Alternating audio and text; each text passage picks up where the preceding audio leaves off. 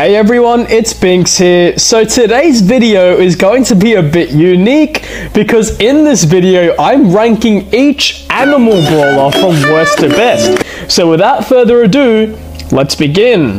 Let's start off with Colonel Ruffs. Ruffs overall sucks in ladder format. His build is versatile, however his playstyle is pretty passive, which wouldn't appeal to the average player. He's not particularly strong at close range combat, nor is he exceptional at long range sniping. This lack of a clear identity hinders his effectiveness. Ruffs' attacks are relatively weak compared to other brawlers of similar rarity. His DPS is low and his reload speed is average, making it difficult to quickly eliminate enemies. While Ruffs' gadgets and star powers can provide some utility, they don't offer significant advantages over other brawlers. His gadgets can be situational and his star powers don't provide game-changing mechanics. Over time, Ruffs has received several nerfs and adjustment to balance his gameplay. These changes have further weakened his overall performance and made him less competitive in the current meta. Next up we have Miko. Miko is a well-designed brawler. He is immune to damage in between attacks, but when he lands, the enemy has enough time to kill him. He is a pretty decent brawler in a few aspects. With his super, Miko jumps into the air for 6 seconds, dealing damage when he lands. While in the air, his area of effect is highlighted and gradually increases over time. Also, Miko can reload and heal, and is completely immune to all damage besides status effects and damage dealt over time. However, if he is hit by a stun, pull, or knockback during the delay, his super will be cancelled, so be careful of that. His monkey business star power and his clipping scream gadget is his best build because he can steal ammo with the star power every 5 seconds and he can slow down enemies to also be able to do that with his gadget. One of the negatives of Miko is that his hypercharge is poor. It is good when you hit it because you can stun enemy brawlers for a short duration and get all the damage you need to. However, most of the time you wouldn't even be able to hit brawlers, partly because there are lots of brawlers that can evade his super, and that also ruins his super cycling. And yes, also it takes quite a bit of a while to get his hypercharge, so yes. Anyways, this is why Miko is ranked here in this list. Next up we have Willow. Willow is a decent brawler but also has weaknesses. Willow's primary attack is similar to Barley's but different in the sense that when you step on her attack after it lands, it doesn't deal further damage, unlike Barley's, hence making the attack harder to hit effectively. Willow can get easily countered, so play her correctly, trying to farm your super behind walls if possible. Her super, however, is a game changer. It allows her to take control of an enemy brawler, turning them against their teammates. This can be used to disrupt enemy strategies, secure objectives, or simply deal massive damage. The 50% damage reduction shield provides some protection, but it's important to use her super strategically to avoid losing control of the controlled brawler too early. Her dive gadget makes her good as well because it provides a brief period of invincibility, allowing Willow to escape dangerous situations. So yes, also be sure to use this at the right time. Next up we have Nita. She has recently shown inside of the meta and can be a good pick in a few modes such as Heist and Brawl Ball. She can use her super as a wall against single shot brawlers like Surge or Fang and can stun with him, using the Bear Paws gadget to stop assassins and tanks. Her Hyper Bear star power is particularly good for getting quick swipes to lower brawlers' health as well as the high safe if you were to play Heist.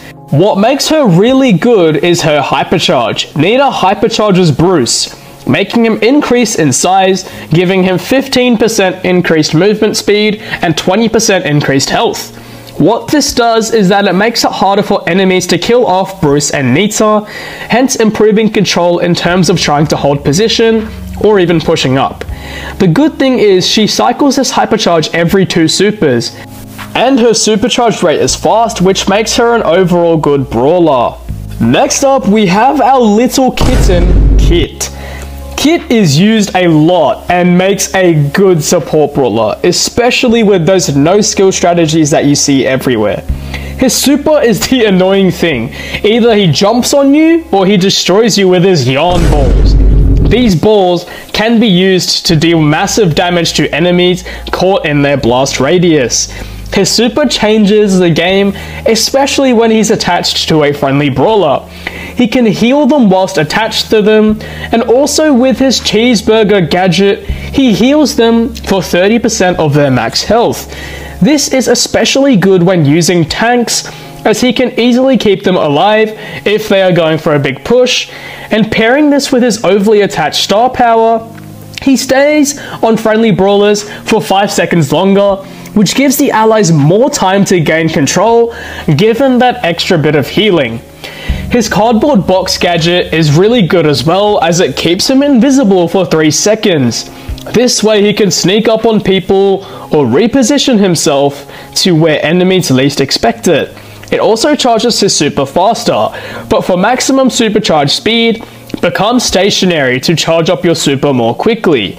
Overall, Kit is an excellent support brawler. So next up is Angelo. Despite him receiving a small nerf, he continues to be decently good in the meta. Unlike Hank, he can charge his attack forever. At max charge, he deals 4,000 damage, I think. Someone let me know in the comments. Keep in mind you can't heal while charging. Let's now talk about his super. He leaves a little zone for himself in which whenever he attacks people from that zone, it also deals additional poison damage to them, which increases his controlling abilities. Pair this with his star power Empower, and you heal 600 health per second when you're in the zone, healing up to 4,800 HP if you end up chilling in the zone for the full 8 seconds. Now, with his hypercharge, when he activates it, his super moves with him for the full duration, allowing you to deal poison damage with every attack, along with the given hypercharge buffs. However, it takes super long to charge his hypercharge, so try to farm it if you're able to, and don't let that hypercharge go to waste. Alrighty, next up is Clancy. Clancy is insanely broken and continues to be broken. His main attack and super have 3 different stages. In the first stage, he shoots out 1 bullet per ammo, and with his super, it travels in a cone-shaped radius with medium range. In the second stage, he fires 2 bullets per ammo, and the super's range is also extended. In the last stage, he shoots out 2 bullets per ammo, however, they are shot in 3 directions, so basically 6 bullets per ammo, and with his super, the damage is increased. To get to the higher stages, you fill up tokens by dealing damage to enemy brawlers. 1 hit equals 1 token. Unlike Surge, Clancy keeps the stage he is on when he dies. If at any point it feels that it's taking too long to farm up tokens, use his snappy shooting gadget, as he gets double tokens for the next 5 seconds. You can easily deal damage with his super to charge up tokens fast, regardless if you have the gadget activated or not. His super is an efficient way of farming up tokens. His best star power as well is pumping up. If you also want to charge up tokens faster, use this star power, as whenever Clancy kills enemies, he reloads all of his ammo back, which allows him to deal more damage and gain tokens faster. Even though Clancy got a small nerf, he continues to be broken still. Last but not least, the best animal is Mo. Mo has been broken since release for many reasons. Let's start off with his main attack. He throws a rock and then it breaks into smaller rocks, kind of like Bonnie's second star power, I think, where her main attack shatters. If you pair this with his Skipping Stone's star power, this star power allows Mo's normal form attacks to explode an additional time in 4 smaller rocks in a cross pattern. His attack's range is unchanged. Mo's attack splits roughly 1 tile from its maximum point, giving you a sweet spot where the shards intersect. As such, try to hit enemies with the side of your reticle, as you can get more hits in for targets with larger hitboxes. This attack is also good for wall peeking as well. Alternatively, shooting from point blank gives the most reliable damage output, but can be difficult against brawlers that outrange Mo. With his super, Mo changes into his alternate form with a modified attack and super. He damages all enemies along his way, and again when he reaches the destination in a 2.67 tile radius around him, including enemies behind walls, knocking them back in the process. This attack is basically like Draco's super in the sense that you could shred opponents with quick damage.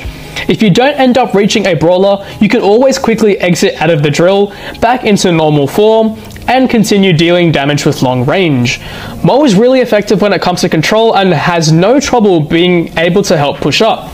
This is why he is the best animal. With all of that said, hopefully you all enjoyed today's video. Be sure to let me know if this is a valid ranking for the animals we have in Brawl Stars. Be sure to join my Discord server. Be sure to consider like and subscribing. Follow all my socials listed in the description.